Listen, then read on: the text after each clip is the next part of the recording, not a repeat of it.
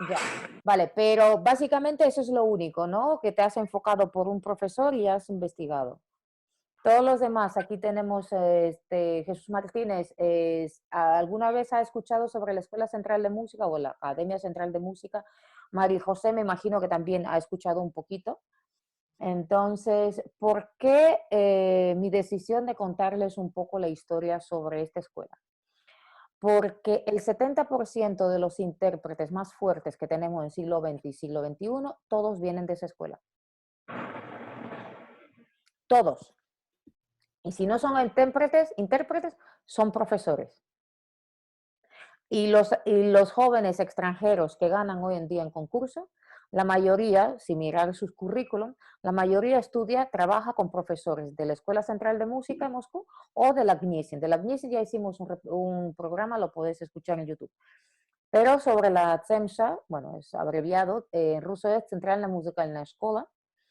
Entonces, la historia de esta escuela, ¿por qué me gustaría comentarles? Yo les voy a compartir unos vídeos que aunque ustedes no escuchen, como yo no les voy a poner el audio porque está en ruso, no tiene sentido, yo se los voy a contar. Entonces, hay un solo vídeo que se filmó en el año 45, que lo compartí con ustedes, y que se los recomendé que lo vean, pero ya sé que no se entiende casi nada, pero era una idea que ustedes por lo menos conozcan un poquito. La Escuela Central de Música empieza a raíz de que el famoso Alexander Geldelweiser, del cual yo escribí un artículo para ustedes para que lo lean, y si no lo han leído, léanlo, era uno de los padres del pianismo ruso, pero viene de la escuela alemana y la escuela checoslovaca. ¿Vale? Entonces, cuando se dice escuela pianística rusa, sí, existe, pero esa escuela pianística rusa viene de las escuelas alemanas, la escuela francesa y la italiana, que vino a Rusia en los siglos XVIII y XIX. Entonces, ¿por qué se los comento? Porque siempre es importante saber qué es lo que pasó en el siglo XX en Rusia, Unión Soviética. Que todo como yo dije la palabra anterior, que se centralizó. La idea era, y precisamente fue Gandelweiser el que sacó esa idea, que todas las escuelas de música en Rusia, en Unión Soviética, tengan la misma estructura de funcionamiento. ¿Por qué se hacía eso? Porque así los profesores, terminando los conservatorios, sabían exactamente cómo trabajar en cualquier escuela y podían trabajar en cualquier región. Entonces, todo tenía su sentido. Pero, ¿cómo aparece la idea de hacer la escuela de música? Muchas personas al principio del siglo XX, los que estudiaban música, y el siglo XIX, eran personas privilegiadas. No cualquier persona podía permitirse estudiar música porque era muy caro. Sin embargo, había músicos que vivían por el amor al arte, como era Rubinstein, los dos hermanos, que fueron los que formaron los dos conservatorios más fuertes de Rusia, el de Moscú y el de San Petersburgo. Eran dos hermanos. Entonces, muchos de los profesores que trabajaban ahí trabajaban por el amor al arte, no cobraban. Entonces, de esa manera, lo que permitía era que podían aceptar a más alumnos.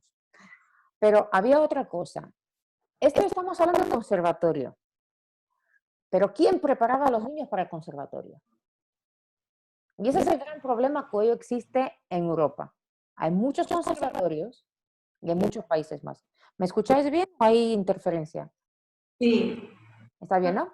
te escucho. Entonces, hay muchos conservatorios, pero no hay escuelas de música que preparen a los niños para los conservatorios. Yo no sé si ustedes lo han analizado.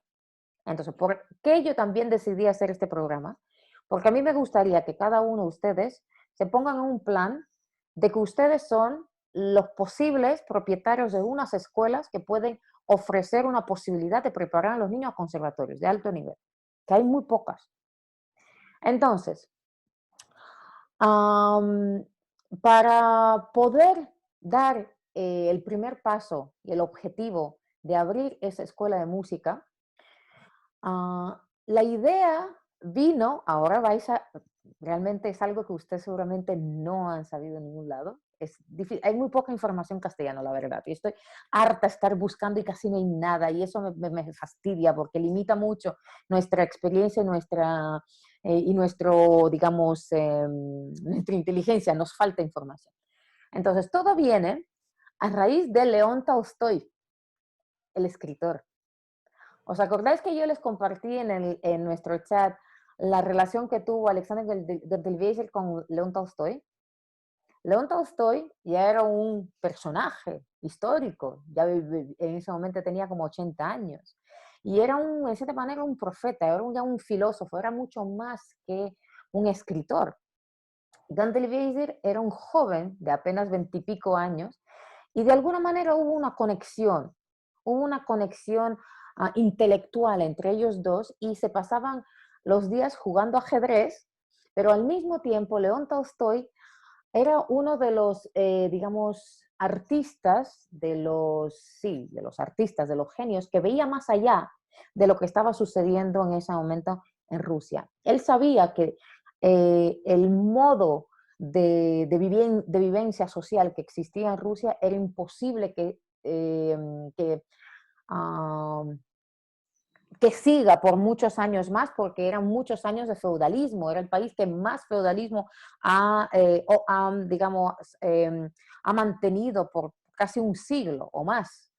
Entonces, León Tolstoy a Gandelbiersir le daba a entender que tú tienes que ver las cosas de una perspectiva de que la educación y la cultura tiene que ser dominio de las masas. León Tolstoy. Y Gandelweiser, León Tolstoy para él era como un padre, porque el padre de Gandelweiser murió bastante temprano y su madre también. Entonces Tolstoy era en cierta manera como alguien, un prototipo, ¿no? De un parentesco, ¿no? Y de hecho hasta ¿cómo se llama? Los que no comen carnes. Eh, uh, Vegetariano. Vegetariano. Porque León Tolstoy también era vegetariano, imagínense, hasta eso, ¿no? Y al principio del siglo XX, Gondelweiser, antes de que empiece la revolución del 17, ya le empezó a organizar asociaciones, organizar clubs, organizar talleres, organizar eventos en los barrios más pobres, en las fábricas, en los talleres de los trabajadores, en las escuelas de niños abandonados, en las cárceles. Era Gondelweiser el que tenía esa cabeza y hacía ese trabajo. Entonces, más o menos después de la revolución, esa idea él la presentó en el pleno ya digamos, de políticos, ¿no? Y se lo presentó junto con los miembros de políticos activos en aquella época. Y es curioso, pero apoyaron su idea. Pero sabían perfectamente que para que eso funcione, esta idea de organizar, no solo, porque el conservatorio existía, lo que no existía eran las escuelas para preparar niños. Gandelweiser hizo las primeras escuelas dentro de las fábricas, hizo como talleres para educar a niños de familias, bueno, económicamente que no podían permitírselo. Pero eso sí, no escogía a cualquier niño. Entonces, él desde un principio, él tenía muy clara la idea de que para que sea músico tiene que tener unas cualidades. Pero eso no quitaba el hecho que él educaba a otros niños y daba eventos y conciertos para toda la sociedad. Y decía que todos los profesores de música tienen que educar a todos los niños. Pero de ahí hay que sacar a los talentosos y prepararlos. Entonces, es curiosísimo, pero precisamente Stalin y Lunacharsky en aquella época era digamos, el ministro de Educación, y Babrinsky, que también era ministro de Cultura o algo por el estilo, no me voy a meter en apellidos, aceptaron la idea de Gantelweiser. Y entonces, más o menos, en el año 25 ya empezó a funcionar el prototipo de la escuela central. Apenas en el año 32, todo comenzó en ese año 32, cuando el Conservatorio de Moscú, por iniciativa de un profesor, un tal Stanislav Shatsky y Gantelweiser, crearon un grupo. Ese grupo se llamó Grupo Especial de Niños. Para los niños superdotados musicalmente, de diferentes edades y de diferentes ciudades. El gobierno patrocinó todo, porque la idea desde un principio era que el conservatorio, de hecho a partir del 17 todos los conservatorios se convirtieron en conservatorios gratis. Todas las escuelas se convirtieron en instituciones gratis. Y la idea era que se abran una cantidad de escuelas de música por todo el país para una educación de la sociedad. Eso durante los 70 años, eso llegó a ser casi como hoy en día, todavía cada 3 calles hay una escuela de música. Pero ahí no educan a profesionales, simplemente educan a la sociedad. Entonces son escuelas de música, son escuelas de artes y etc. Entonces, empezó Gantelweiser con sus compañeros de trinchera, y los compañeros de trincheras eran los músicos que salieron del Conservatorio de Moscú, de los primeros, ¿no? Ahí estaba Rachmaninoff, ahí estaba Scriabin, ahí estaba Zilotti, ahí estaban los grandes, apoyando en esa iniciativa, porque sabían, si no educamos a niños, no vamos a tener alumnos en el conservatorio, hay que educar unas generaciones. Entonces, el gobierno pagaba el viaje de los profesores a todas las partes de Unión Soviética para que ellos puedan hacer, ¿cómo se llama?, exámenes y escoger a los niños talentosos. Entonces, en aquel momento todavía no existía ni edificio, no existían albergues ni nada. Los niños que se escogía solamente, empezaron con 15 niños al principio, luego llegaron a ser 30 por año y por facultad. Entonces empezaron con piano, creo que violín, composición. No, miento, piano, violín, bueno, cuerdas y viento, pero no todos los instrumentos. Entonces, dentro de la ciudad de Moscú, gracias a la asociación que tenían de músicos, encontraron familias que alojaban a esos niños en sus casas. Entonces, así empezó la escuela. No tenían ni edificio. De hecho, el primer edificio se construyó exactamente después de la Segunda Guerra Mundial, en el 45. Anteriormente de eso existía el conservatorio y les han apartado solamente un vuelo del conservatorio para que ahí sean las clases para los niños. O sea, la idea era que eso no es solamente una escuela de música, sino es una escuela integrada. ¿Qué quiere decir eso? Que los niños estudian música y los niños tienen clases generales académicas, todo junto. Entonces, de esa manera, los profesores podían tener, en cierta manera, un control de cómo se desarrollan los niños y podían administrar el tiempo también de los niños. Los niños tenían sus clases académicas en la mañana y después en la tarde eran las clases de música, que ahí venía todo, era solfeo, era teoría, contrapunto, era todo en esas clases. Entonces, ya en el 35, esa escuela ya se hace oficial. Hoy en día ya se puede decir que la Escuela Central de Música empieza a funcionar a partir del año 35. Gantelweiser trabajó en esa escuela, en todo ese desarrollo hasta el año 61, hasta su año de muerte. Eso básicamente él fue la persona clave de todo ese nacimiento. Entonces, por eso es muy importante que ustedes sepan, porque hoy en día todos ustedes seguramente que conocen a Rostropovich, por lo menos han escuchado a Natalia Gutman, a Leonid Kogan, a Kraenev, a Plitnov, a Vladimir Ashkenazi, a Spivakov, a Matsuyev, a Nikolaeva, a Yudina y a un montón de músicos súper famosos que se consideran la base de la interpretación clásica del siglo XX. Todos ellos salieron de esa escuela. ¿Os podéis imaginar la potencia y la gran administración que tenía esa escuela? Entonces, habían dos personas importantes en esa escuela. Estaba la jefe del departamento académico, que en el año 35 fue Iraida Vasilieva, que estuvo hasta el año 45, 10 años fue ella directora de la parte académica. Y de hecho en la película sale ella, luego ella fallece, pero ella se ve ahí, ahora lo vamos a ver.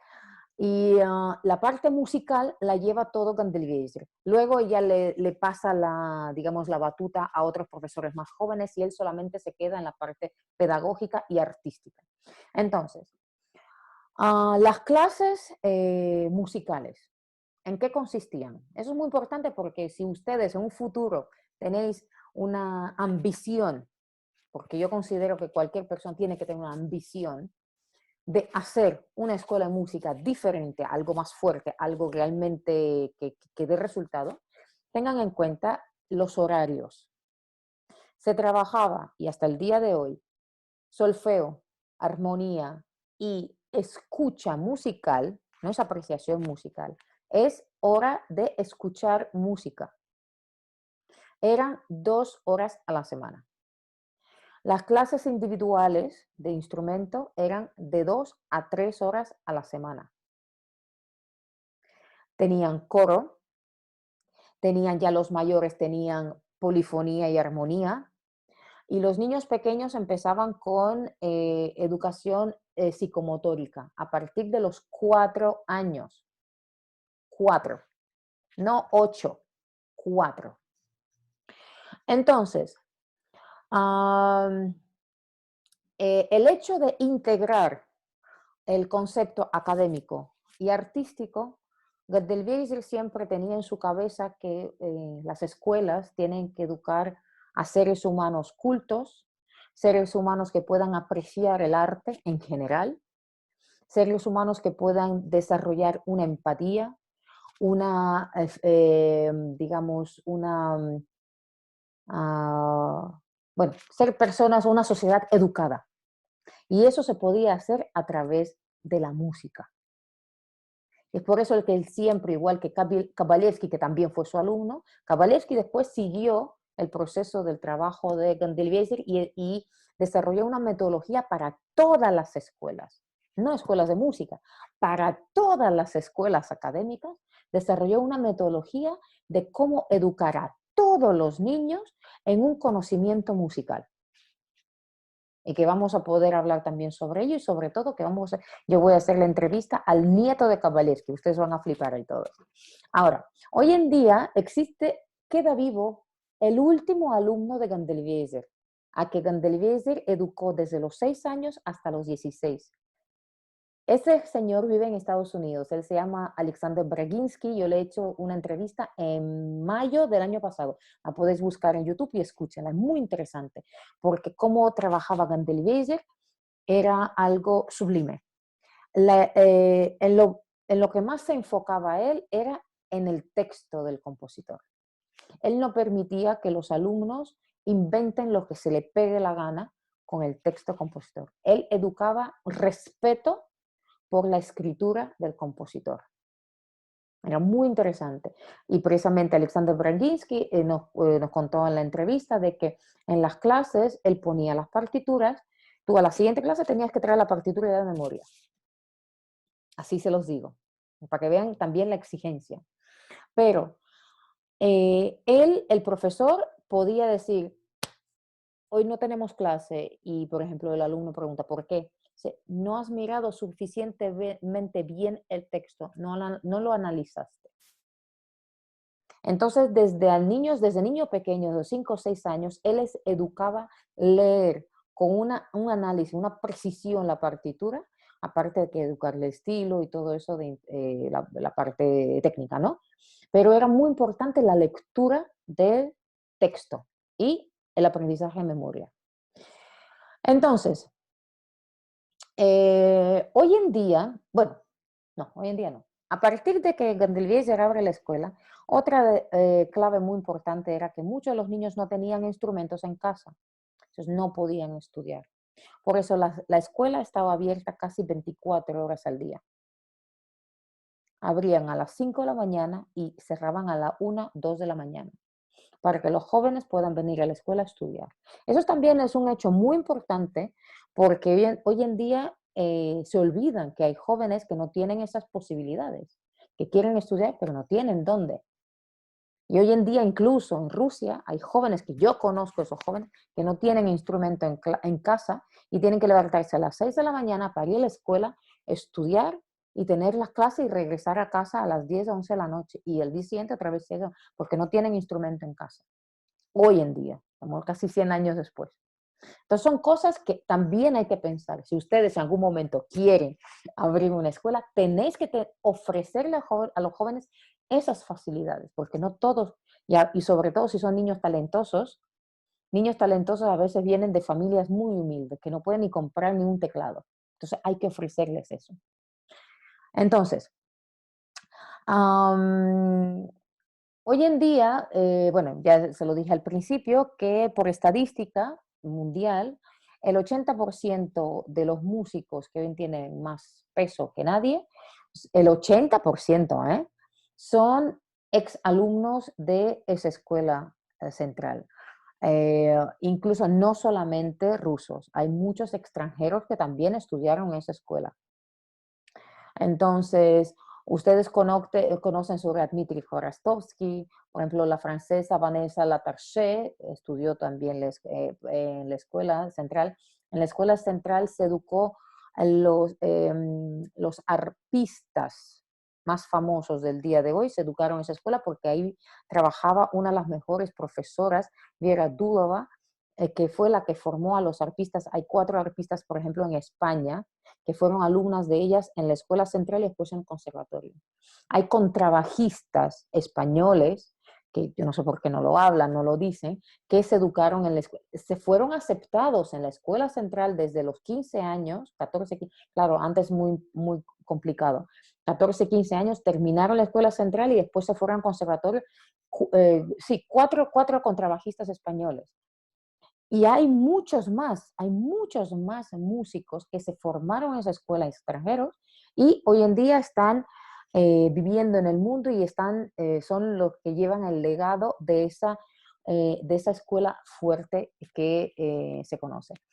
El profesor, a ver, preguntan, ¿a qué edad te empieza a leer partitura? Ay, John, las partituras se empiezan a leer desde el primer día de las clases de música. Y eso no quiere decir que tienen que empezar, eso es algo muy interesante. Nosotros tuvimos un curso precisamente con la profesora Schloska, aunque ella viene de la escuela Gniesen, pero el sistema es muy similar.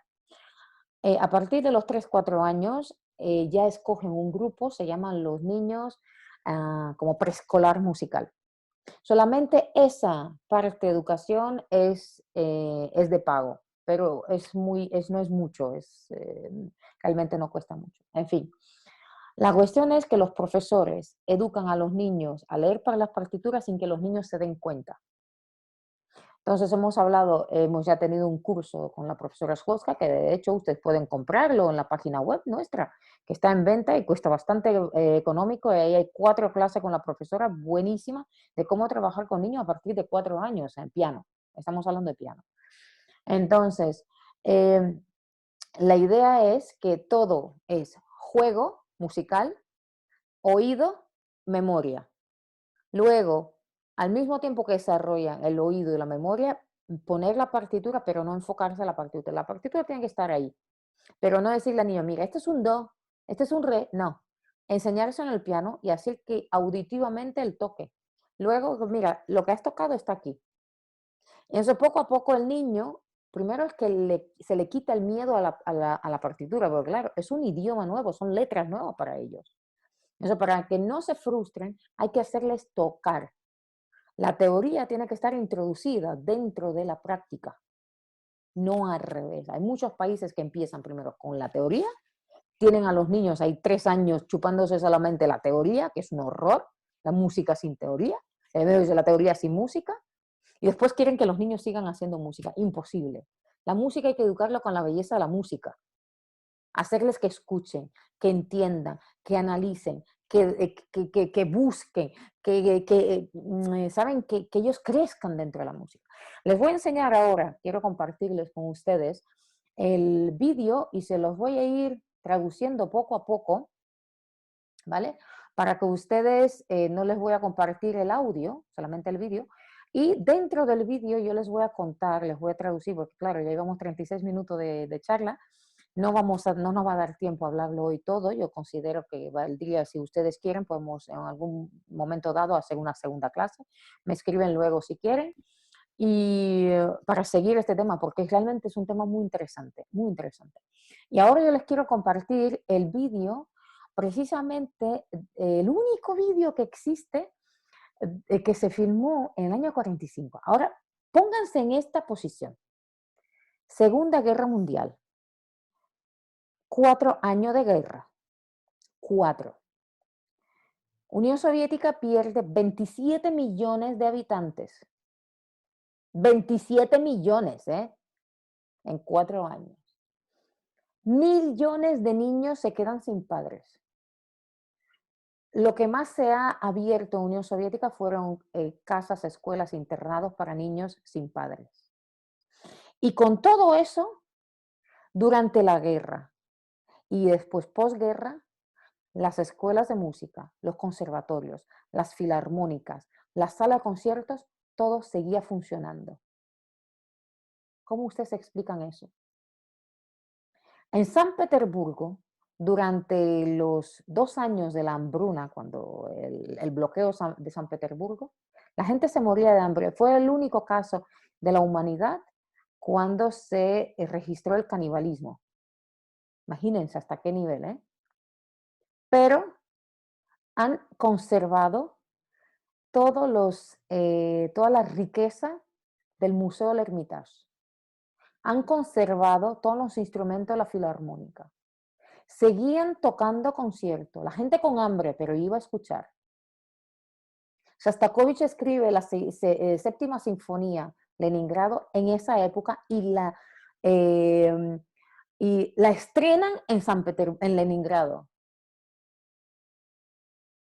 Ahora, simplemente pónganse en esa situación y ahora el video que vais a ver, estamos hablando de niños que apenas, el año 45, apenas se terminó la guerra y la mayoría de los niños no tienen padres. Y de hecho, Gandhi Weiser no tuvo sus propios hijos, pero él adoptó a 5 niños de los que él encontró, digamos, viajando, y esos 5 niños se quedaron sin padres y él los adopta. Entonces, para que ustedes también tengan en cuenta la calidad de personas que vivía en esa época y lo que hace la guerra. Y a la sociedad quedó, digamos, no perdió al 100% su humanidad gracias al arte y la cultura. Eso es un hecho histórico. Ahora le comparto, a ver, share screen, y aquí les va el vídeo. Se los voy a poner, pero sin sonido, ¿vale? Entonces, esto es la apertura, digamos, del edificio. Después de la guerra, en el año 44, empiezan a construir un edificio para la escuela, no para el conservatorio seguía, para la escuela especialmente.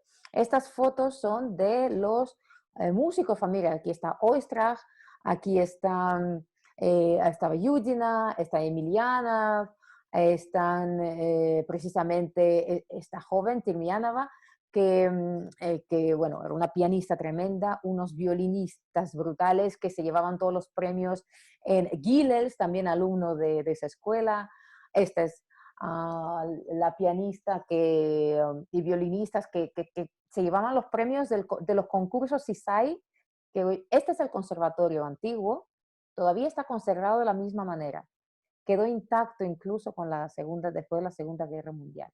Entonces, eso están contando la entrada a la escuela. Esta fue la escuela de música que se construyó apenas se fueron los fascistas, los alemanes se apartaron de Moscú, empezaron a construir una escuela de música. Eso es alucinante. Casas destruidas, pero una escuela de música sí que la construyeron. Aquí veis a los niños, bueno, es típico, con el frío que hace en Rusia, los niños vienen muy vestidos, pero todos tienen su locker donde dejaban su ropita, se cambiaban de ropa, incluso cambiaban sus zapatos y venían a la escuela con zapatitos para andar dentro de la escuela. No podían andar en botas ni en ropa de exterior para estar dentro de la escuela. Entonces, esta que ven aquí, esta señora, esta es precisamente la directora del área académica. Y entonces, bueno, se puede decir de todo, que esto es un video comunista, socialista, con mucho montaje, lo que tú quieras. Pero el mismo hecho que veis a tantos niños, y la mitad de estos niños que vemos aquí son niños huérfanos, porque la escuela central, como se construyó el edificio de la escuela, apartaron un lugar precisamente para los niños huérfanos, porque tengan dónde vivir. Eran niños talentosos musicalmente y muchos músicos que se formaron, todos fueron huérfanos posguerra. Al mismo tiempo, muchos jóvenes que salieron del conservatorio y que tenían la edad de ir a la guerra, fueron a la guerra y no regresaron de la guerra. Muchos músicos fueron a luchar contra los alemanes. Entonces, esta es la clase, miren, esta es la clase de iniciación. Son niños entre 4 y 5 años. ¿De qué se trata esta clase? No es clase de solfeo, no es clase de armonía, es clase de desarrollo auditivo. La profesora está tocando obras sinfónicas y los niños están repartidos con sus instrumentistas estos. Las niñas están haciendo las corcheas, los niños las negras y los otros las blancas. Y entonces tienen que escuchar en dónde en la sinfonía, qué ritmo hay. Entonces ella dice, ahora le estoy tocando una sinfonía en re mayor, una obra en re mayor. Y ellos tienen que entonar esa melodía, solfeando.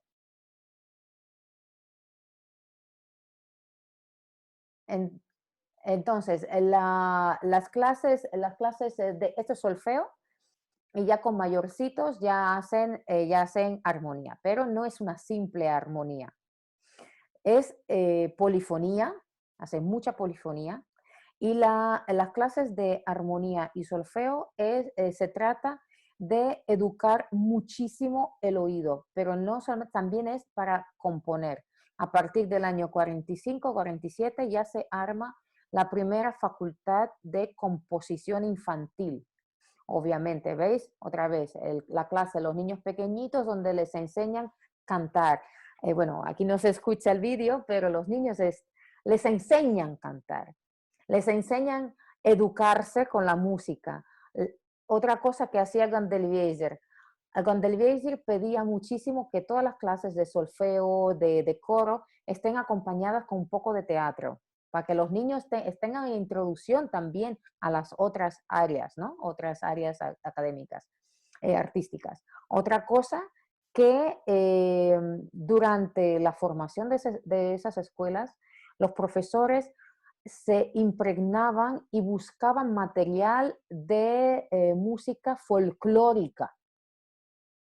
Entonces, toda la metodología, todos los libros metodológicos de Unión Soviética, el 90% está basándose en canciones folclóricas, porque así los niños, independientemente de qué región, podían identificarse. Miren esta niñita, el funcionamiento, el cómo está tocando. Ella tiene 4 o 5 años. Entonces, es consciente, ella está tocando con las dos manos, diciendo las notas, sabiendo perfectamente cómo utilizar sus muñecas y sus manos. Los profesores siempre están ahí y siempre tocan. Otra cosa también, regla de esa escuela, cada profesor tiene que dar 2 conciertos como solista al año. De esa manera, el profesor está obligado a mantenerse en forma. Entonces, muchos de estos niños que vemos en esta película hoy en día son músicos famosos. Es impresionante. De hecho, aquí sale, aquí creo que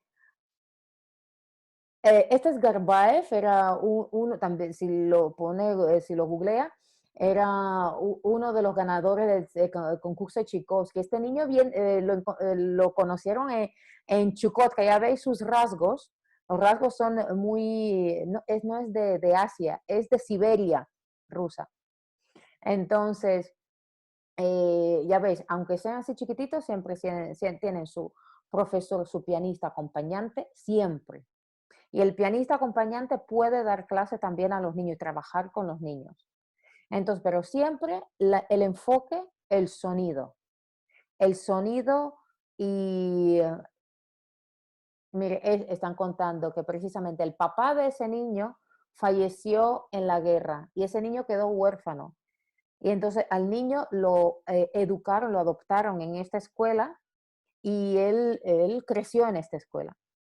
Entonces, es algo también, son cosas muy importantes que yo considero que ustedes tienen que saber, ¿no? La vida difícil. Ahora, por lo que me acuerdo, esta niñita que veis aquí, creo que es de Spajmutava. Esa niñita, a ver si no me equivoco, está tocando una obra de Grilchinov, casi todas las metodologías se basaban, utilizaban compositores contemporáneos. Entonces, esta niñita fue la única que sobrevivió de su familia del bloqueo de Leningrado. Imagínense eso, también huérfana. Y entonces, y está en esta escuela, ¿no? Luego, entonces, los profesores, ella vive en el internado y los profesores están constantemente con los niños, constante. Los profesores de música, también lo veremos aquí, era algo natural que invitaban a los niños a su casa, a toda la clase, venían a sus casas a tomar té, a tomar un pastel, algo para que los niños siempre sientan que están acogidos, que no están solos. Y era una cualidad también que Gandalviesi siempre enfocaba en los profesores, ese amor hacia los niños, enseñarles que el profesor no es un simple profesor. Por eso, cuando hace entrevista a muchos músicos rusos, ellos siempre dicen, no, es que mi profesor era como mi segunda madre. Y es por eso. Ahora les están enseñando especialmente las clases académicas. Aquí tienen clases de historia y literatura. Entonces, los niños estudian las clases académicas igual, con el mismo nivel de las escuelas normales. Entonces, a ver, vamos a ir un poquito más adelante. Pues este que ven ustedes aquí, este es Rostropovich. Imagínense, antes de que Rostropovich se fracture la muñeca, no sé si ustedes conocen historia, yo hice un reportaje sobre ello. Rostropovich a los 2 años se cayó, se fracturó la muñeca, le dijeron que nunca va a tocar cello, pero él de todas maneras logró, pero tiene la muñeca, a partir de ahí siempre tuvo la muñeca con una posición muy diferente a los demás. Y hoy en día hay muchos músicos que piensan que esa es una posición especial. No, simplemente porque él tenía una fractura muy fuerte, entonces tiene descolocada la muñeca. Entonces ya veis, orquestas, grupos de cámara. Este era, ay, espérame, este profesor violinista Jan Polsky, y este es un músico famoso, espérame, ahora que me digan el nombre. Es brutal. Sí, es Eduard Grach, que también fue ganador del concurso Tchaikovsky. Aquí tiene 13 años y está tocando los caprichos de Sarasate. Entonces el nivel, y aquí qué bien, ¿a quién vemos? A ver quién me dice quién es este. Este es Nigaus, que daba clases también en la escuela de música. Entonces, y el que vemos aquí es precisamente Ganteliweiser. Ganteliweiser, él no dejó de tocar piano hasta el año 61, hasta el año que falleció. Tocaba constante, daba conciertos constantes, tocaba muchísima música de cámara, tocaba con el famoso trío Beethoven, tocó con los músicos super famosos del mundo, no solamente soviéticos, sino del extranjero. Y este fue básicamente con esa cara que parece malo, pero este era el padre de esta escuela de música.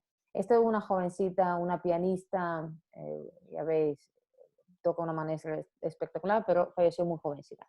En fin, si os dais cuenta, podéis ver esta película, aunque no se entiende, pero yo quiero, siendo músico, ustedes entienden de todas maneras de qué va la cosa. Entonces, ¿qué pasaba? A ver, ¿dónde estoy? Uy, ¿dónde estoy? Ah, sí. ¿Qué pasaba con los niños durante, qué pasó con la escuela durante la Segunda Guerra Mundial? Eso es algo que también me gustaría comentarles, porque durante la Segunda Guerra Mundial quedaron muy pocos profesores y los profesores que quedaron, el gobierno los reubicó a otras ciudades donde no llegó la guerra. Los profesores reubicados les reubicaban con los alumnos y con los padres de los alumnos, no solamente a los profesores, reubicaron a todos los niños que quedaron. Los profesores, hay un artículo histórico que los profesores, antes de que reubiquen, ellos corrían por las casas de todos sus alumnos para llevárselos con ellos, porque a veces los padres no podían irse por X razones y los profesores se llevaban a los niños para salvarles, por lo menos a los niños.